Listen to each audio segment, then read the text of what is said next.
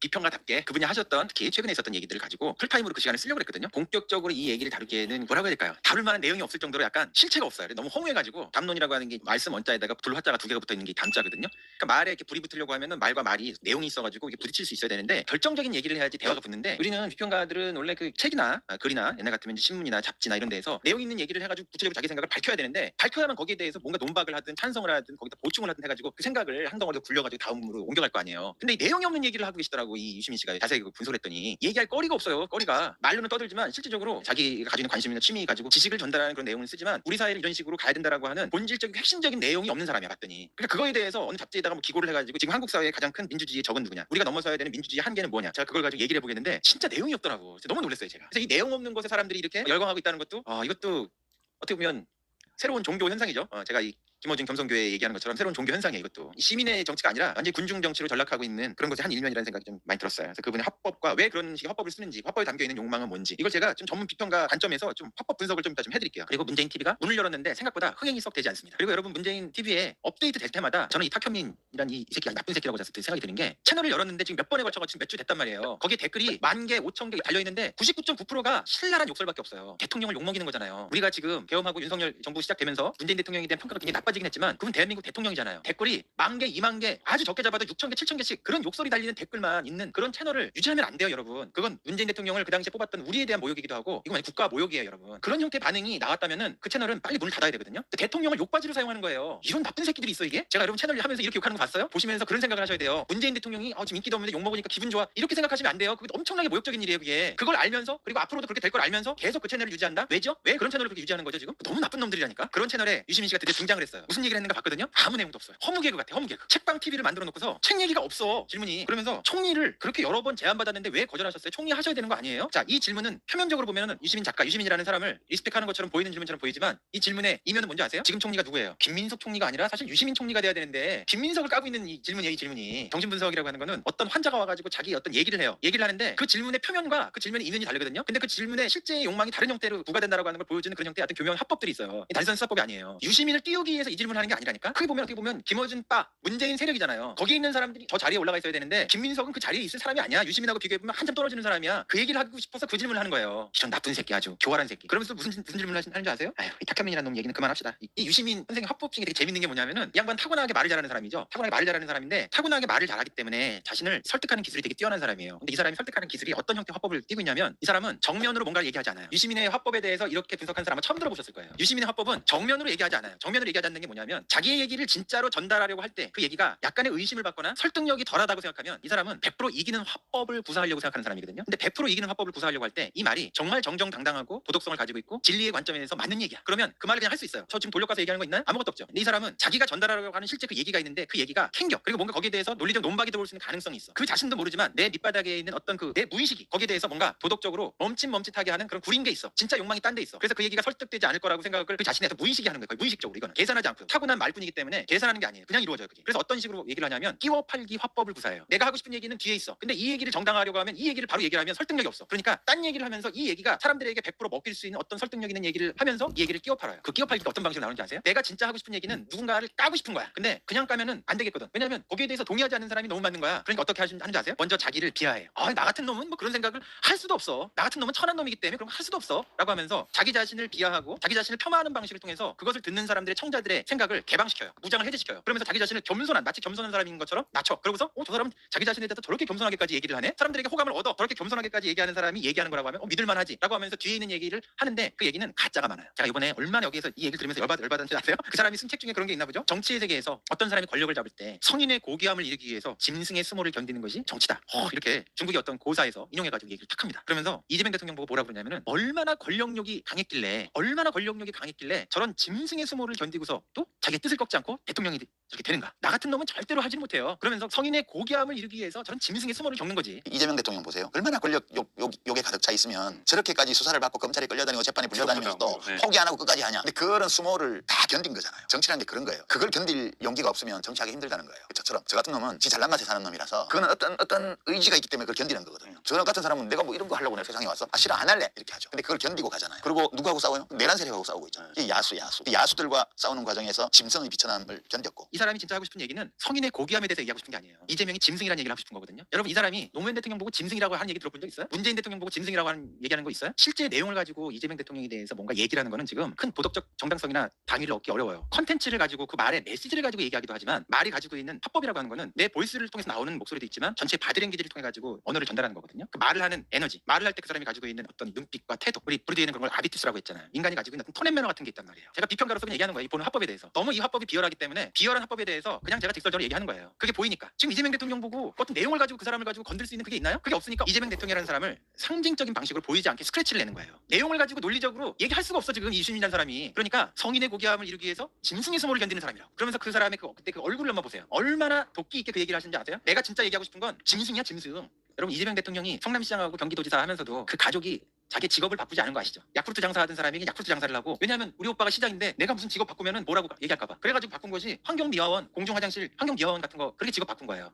이런 사람한테 이 비유가 이게 뭡니까? 그러면서 거기에서 얼굴에 에너지를 통해 가지고 그건 그 사람의 숨기지 못하는 무의식이 드러난 거죠. 숨기지 못하는 무의식이 거기 얼굴에 표정에서 드러났을 뿐만 아니라 동시에 사람들에게 에너지를 부과하는 거야. 이게 짐승이라고. 요즘에 긁힌다는 말 알죠? 긁힌다는 말. 유시민 씨가 이날 이 채널에서 한 건 뭔지 아세요? 내용으로 보게 되면은 아무 책 잡힐 게 없는 것처럼 보여요. 근데 이재명 대통령을 긁은 겁니다. 그리고 탁현민은 김민석 총리를 긁은 거예요. 네가 아니라 유시민이 원래 돼야 되는 거야. 인마 그 자리는. 이거고 유시민 씨는 이재명 대통령을 긁은 거예요. 상징적 이미지를 훼손시키는 거 있잖아요. 이거 굉장히 큰 거예요, 여러분. 그리고 여기서 제가 좀 밑바닥에 있는 말씀 좀 드릴게요. 더 무의식적으로 밑바닥에 있는 그런 형태의 말 있잖아요. 성인의 그걸 이루기 위해서 짐승의 수모를 견디는. 권력력이 얼마나 강하면 자기의 안전핀을 만들기 위해서 인용문으로 얘기해요. 권력력이 얼마나 강하면 저런 수모를 견딘다 그런 말도 하기도 하잖아요. 라고 하면서 뭐라고 얘기를 하냐면 그런 것도 참 훌륭한 거죠. 성인의 숭고함을 이룬다는 게. 그러면서 뭐라고 딱 흘리면서 얘기를 하냐면 주가지수 5천을 얘기를 해요. 지나가면서. 이렇게 얘기해요. 주가지수 5천? 아니 뭐 그런 것도 뭐 성인의 숭고함일 수도 있지. 예? 그것도 뭐 사람 훌륭하게 사는 거니까. 그리고 지금 성인의 고귀함을 이루기 위해서 물론 뭐 주가지수 5천이 뭐 성인의 고귀함인지는 모르지만 사람들이 배부르게 만드는 것도 고귀한 일. 이러면서 비아냥대면서 그걸 탁 눈치면서 얘기를 해요. 또 그 순간에 주가지수 5천 지들 만들어 봤어요? 부동산 폭망으로 해가지고 사람 살기도 어렵게 만든 그런 정권이 주가지수 5천이 그게 장난이에요? 그걸 비아냥대더라고. 완전 미친놈 아니에요 이거? 이 인간들이 모여가지고 하는 잡담이 이런 거예요 여러분. 이거의 무의식이 이런 거라니까. 성인의 숭고함 어쩌고저쩌고 얘기하는 것이 짐승을 얘기하고 싶은 거라니까. 이게 짐승이라는 말은 악마라는 말보다 더 나쁜 거예요 여러분. 악마는 어때요? 악마? 천사의 반대편에 악마가 있지. 악마라고 하는 건 어떤 권위라도 있는 거 아니에요? 루시퍼 악마잖아요. 짐승이라고 하는 건 완전히 인간을 비하하는 표현이거든요. 굳이 그 많은 인용구 중에서 그걸 동원해서 말하고 싶은 욕망이 유시민이라는 사람한테 있는 거예요. 그러면서 이 채널에서 또 이런 얘기를 해요. 노무현 대통령 시절에 대한 얘기를 하면서 노무현과 자기를 비교합니다. 노무현 대통령은 깔보는 사람은 있어도 미워하는 사람은 없었다. 근데 자기는 깔보는 사람은 없어도 미워하는 사람이 많다는 거예요. 그러면서 뒤에 뭐라고 그러냐면 내가 거만했지 이렇게 얘기를 해요. 여러분 거만했다는 말은 그냥 뒤에 붙이는 그냥 수사고 노무현 대통령에게도 쓴 이 말 있죠. 얼마나 오만합니까? 노무현 대통령은 깔보는 사람은 많았지만 미워하는 사람은 없었다. 금방 쳤지 내가 그런 말을 할 때.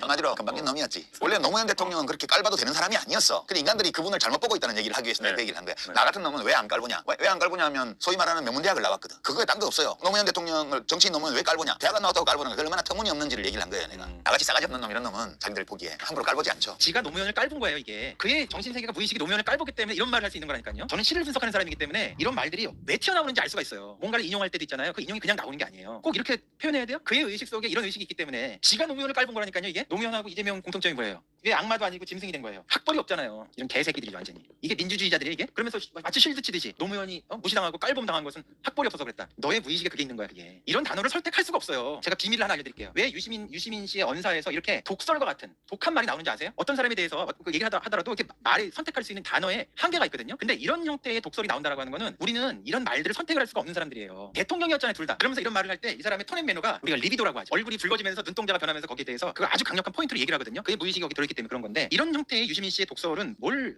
의도하고 있는 거냐면 이거는 김어준 채널에서 젊은 여자 아나운서 놓고서 김어준 씨가 막 하잖아요. 그죠? 그걸 많은 팬덤들이 지켜보는데 이런 형태의 화법이 오갈 때는 여기 뭐가 있냐면 세디즘이 있습니다. 세디즘. 제가 옛날에 그런 생각을 했어요. 이 다음에 내가 박사 논문 하기 바꿔서 어떤 그 독립연구소 같은 거 하나 만들면 독일에 있는 프랑크푸르트 학파 같은 그런 정신분석 연구소를 만들고 싶다. 프랑크푸르트 학파가 뭐하는 연구소인지 아세요? 유명한 호르크하이머하고 아도르노 이런 사람들이 주도해서 유럽의 파시즘이라고 하는 거 나치라고 하는 것이 어떻게 생겼는가에 대한 표면적인 분석이 아니고 정치적인 그 무의식 밑바닥을 분석하는 거. 군중의 무의식을 분석하는 연구소가 프랑크푸르트 연구소였거든요. 거기서 나온 유명한 책이 계몽의 변증법이라고 하는 유명한 책이 나왔죠. 그런 관점에서 보게 되면 유럽의 나치라고 하는 게 어떻게 등장했는지 아세요? 유럽의 나치가 힘을 동원해가지고 등장하지 않았습니다. 군중이 가지고 있는 에너지의 동원에 의해 가지고 그 나치라고 하는 전체주의가 등장했거든요. 근데 우리는 나치를 극우라고 얘기를 하지만 단순히 그 극우가 아니에요. 나치라고 하는 건 여러 관점에서 그걸 설명을 할 수가 있어요. 사실은 자세하게 얘기할 수 없지만 나치는 그냥 극우 정당이 아니에요. 나치라는 게. 거기에는 현대적인 어떤 합리주의, 효율성 뭐 이런 것들을 추구하는 그걸 야도로는 도구적 이성이라고 얘기했는데 그게 단순하지가 않아요. 근데 이런 나치와 같은 전체주의적인 것이 등장할 때는 극우든 극자든 나치도 그렇고 스탈린주의도 그렇고 이게 전부 다 파시즘이거든요. 전체주의. 파시즘이 가지고 있는 핵심은 뭐냐면 군중이 가지고 있는 에너지 중에서 특히 세디즘적인 거, 과학적 에너지를 거기에 자극시켜가지고 군중을 동원시켜요. 시민이 과학적 에너지를 통해 가지고 그 에너지를 무의식적으로 이렇게 받는 거야. 메시지를 받으면서 지성적이고 이성적인 생각을 했던 어떤 사람들 사람들이 분노라든가 적대심이라든가 적개심 같은 것들이 거기에 일어나면서 지성은 사라지고 그냥 똑같은 군중이 돼버리는 거야. 마비가 돼버리면서 신도가 돼버리는 거야. 그런 것들을 자극하는 것이 뭐냐면 이 말이 가지고 있는 가학성이거든요. 가학성. 프로이드는 이걸 가지고 뭐라고 얘기했냐면은 죽음 충동이라고 얘기했어요. 죽음 충동. 이 죽음 충동이라는 게 뭐냐? 인간이라는 게 되게 복잡해가지고 살려고 하는 에너지만 있는 것이 아니라 생명의 에너지 중에서 나쁜 불순한 에너지를 통해 가지고 자기를 파괴하는 형태의 그런 형태의 에너지가 있는데 그런 에너지를 쫓아가는 그런 충동이 인간에게 있다는 거예요. 그래서 이 프로이드는 이 죽음 충동이라고 하는 것에 대해서 깊이까지 이 사람 연구하고 천착하지 못했지만 현대 정치 철학에서는 군중이 왜 이성을 가지고 있는 인간들이 왜 저렇게 가학적 에너지를 가지고 이렇게 한패거리가 돼가지고 그냥 신도가 돼버리지? 왜 그런 거지? 이런 것을 분석할 때 프로이드의 이 죽음 충동이라고 하는 것이 굉장히 어떤 인사이트를 주는 게 있어요. 유시민 씨가 짐승의 소모라고 얘기하면서 그 짐승에다가 뭔가 방점을 찍으면서 성인의 무엇을 이루려고 하는데 주가 5천 뭐 그것도 그럴 수 있지 뭐 이렇게 얘기를 하면서 무시하면서 얘기를 하고 있는 요 에너지 이 독설에는요 죽음 충동이 있어요. 가학성. 그 가학성은 힘이 생각보다 셉니다. 그래서 그런 언어를 통해 가지고 시민의 지성이 마비되면서 그 순간 사람들이 군중화돼요. 재밌는 게 또 뭔지 아세요? 가학성이라는 건 세디즘이라고 하는 건 어떤 쾌감 같은 것을 느끼게 하는 면들이 있거든요. 그래서 퇴화된 형태의 카타르시스를 사람들이 느끼는 거예요. 그 퇴화된 형태의 카타르시스를 공유하면서 다 같이 군중이 되는 거거든요. 그 순간 느끼는 쾌감에서는 사실은 일배와 다름없는 형태의 벌레가 되는 거예요. 어떤 인간을 아주 극단적으로 비하하고 폄하하고 인간 존재를 모독하고 모욕하는 것에서 느끼는 그런 묘한 쾌감이 인간 안에는 있어요. 사실은 우리 김어준 씨 채널에서 제가 요즘 안 보기 때문에 모르겠는데 늘 하던 방식의 그거 있잖아요. 미모가 있는 아나운서 놓고서 거기에 대해서 막 뭔가를 막 혼통 치듯이 그리고 그것을 아무 생각 없이 김어준 채널에 있는 걸 보는 사람들이 모든 사람들이 똑같은 수준에 있지는 않겠지만 그런 형태의 가학성이라고 하는 것들이 계속 아침마다 이루어지는데도 불구하고 거기에 대해서 문제를 제기하는 댓글들이 하나도 없잖아요. 그 순간에 그런 가학적 쾌감 같은 것들을 나도 모르는 사이에 공유하고 있는 거라니까요. 자, 정신분석에서 그런 게 있어요. 강한 부정은 강한 긍정이거든요. 혹은 강한 긍정은 강한 부정이에요. 나를 깔보는 사람은 없지만 나를 미워하는 사람은 많은데 괜찮아 이렇게 얘기하지만 실제 이 얘기를 하는 욕망이 바닥에 진짜 얘기는 나를 깔보는 거를 나는 원하지도 나를 당하고 싶지도 않지만 나는 미움받고 싶지도 않아. 그러니까 엄청난 인정 욕구가 있는 사람이 유시민이라는 사람이. 그래서 한국 사회 전체의 사람들에게 현자로서 인정받고 싶은 것이 유시민이 가지고 있는 최종적인 욕망이에요. 자, 근데 여러분 현자로서 인정받으려면 어떻게 되냐면 누구한테도 비판받을 수 없는 안전한 얘기를 해야 되거든요. 근데 안전한 얘기를 해야 되지만 이 사람이 정치적으로도 정의로운 어떤 사람으로서의 역할을 포지션을 가지고 있어야 되잖아. 이 사람이 가지고 있는 형태의 포지션이. 그러니까 누구나 지금 깔 수 있는 사람을 까 이 사람. 그게 누구야? 윤석열, 조희대. 그러니까 명백한 형태의 비판만 가능하지. 이 사람은 진짜 우리 사회가 앞으로 나가야 될 때 무엇을 해야 되는가에 대해서 무엇을 넘어가야 되는가에 대한 진정한 어떤 구조적인 차원의 진전된 비판을 이 사람은 절대 하지 않아요. 제 채널에 여러 종류의 사람들이 와 있지만 여기 나와 있는 분들이 왜 이런 문제의식을 가지고 이 밤에 제가 뭐라고 이런 얘기를 들으시겠습니까? 지금 우리 사회에 진짜 문제가 있다라고 생각하는 어떤 그런 게 있는 거예요. 우리 사회에 새로운 형태의 민주주의의 적이 나타났다고 생각하는 거예요. 그리고 국민의 지금 높은 지지를 받고 있는 이재명 정부의 힘을 빼는 행정부는 이재명 정부가 가져갔지만 국회의회 권력하고 지방행정 권력은 우리가 먹겠다라고 하는 그런 세력이 지금 전면화되고 있잖아요. 거기에 대한 여러분이 문제의식을 가지고 있는데 유시민이라는 사람이 이걸 모르겠어요. 여러분들 알고 있는 건데 근데 이 사람이 뭐라고 하는지 아세요? 노무현재단 거기에서 지금 한국에서 가장 지금도라는 말을 써요. 지금도 역시 최고의 대통령은 문재인이라는 거예요. 아니 이재명을 바란 게 아니야. 김대중도 있고 아니 그 자신이 호위무사 역할을 했었던 노무현 대통령도 있잖아요. 근데 지금도 최고의 대통령은 문재인 대통령이라고 얘기를 하더라고요. 우리 문재인 대통령 엄청 잘하셨어요. 저는 진짜 모든 정치인들 중에서 제일 인격적으로 훌륭한 분이라고 생각하고 지금도 무지 좋아합니다. 저는 문재인 대통령. 귀하가 아니면 이 나라를 구할 사람이 없으니 가셔야 됩니다. 이렇게 해가지고 그분 가톨릭 신도신데 주여 이 잔을 거두실 수만 있으시면 거둬주시오. 이렇게 하다가 안 거둬주시는구나. 이래가지고 잔을 받으신 분이잖아요. 그러니까 최선을 다해서 성직자가 미사 직전하듯이 그런 태도로 5년간 하셨어요. 너무너무 훌륭하게 잘하셨다고 저는 생각하고요. 그러니까 우리 국민들이 좀 깨놔야 돼요. 와 여러분 놀랍지 않으세요? 우리 지금 여론조사하면은 윤석열 대통령만큼이나 지금 평가가 지금 사람들이 하지 않는 사람이 문재인 대통령인데 이 정도 되면 이 사람은